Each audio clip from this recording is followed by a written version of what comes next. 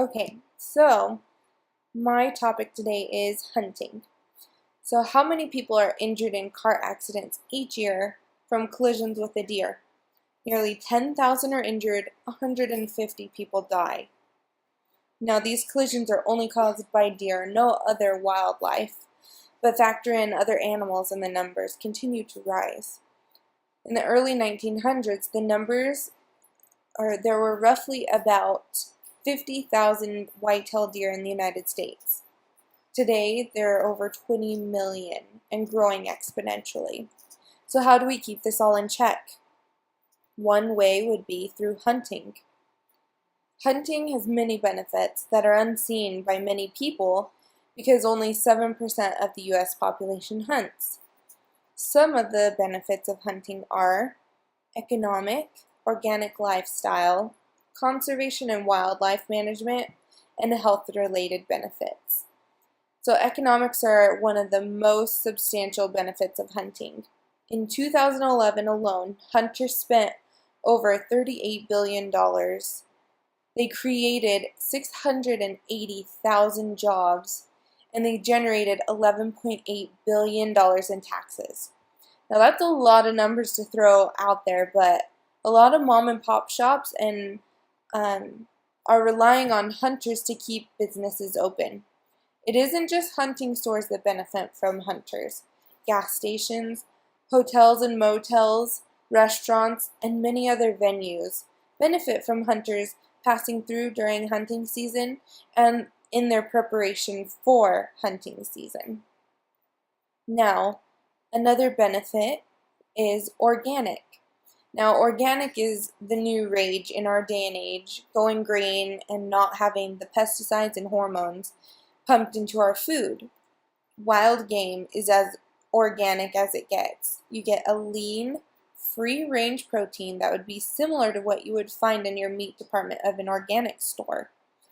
Getting your meat through hunting can be seen as a do-it-yourself and can garner the same satisfaction as growing your own garden.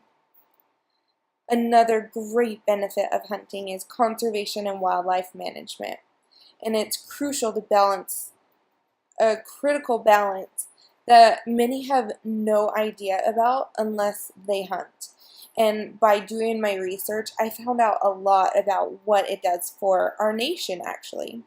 So 70% of the Conservation and Wildlife Management Fund has been financially supported by hunters, trappers, and anglers for the past 70 years.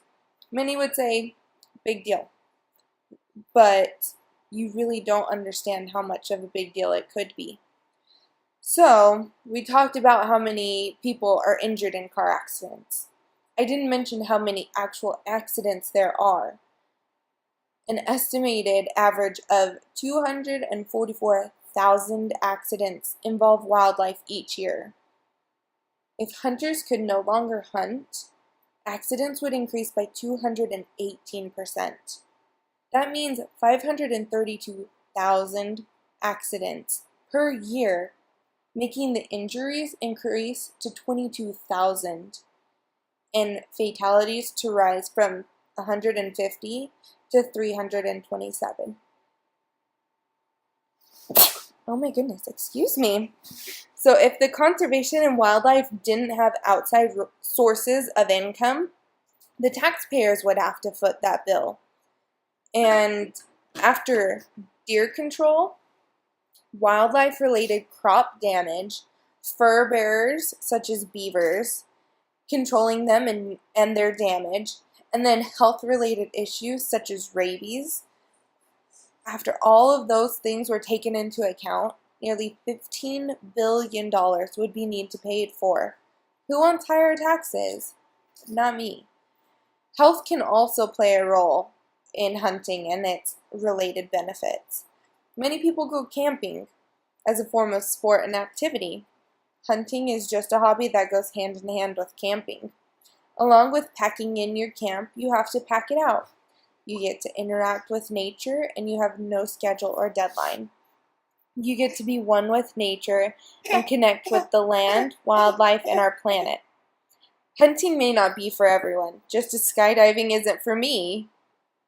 but the benefits outweigh the disadvantages. Hunting not only benefits the hunters and their families, but also affects the economy, the animal habitats, and many families who rely on hunters for jobs. Although hunters make up a small percentage of the population, they are very passionate about what they do. My dad and I have been able to bond on hunting trips together, and he has taught me about the spiritual aspect of hunting. You have to be grateful and thankful for what you've been given and to not let anything go to waste. Thanks.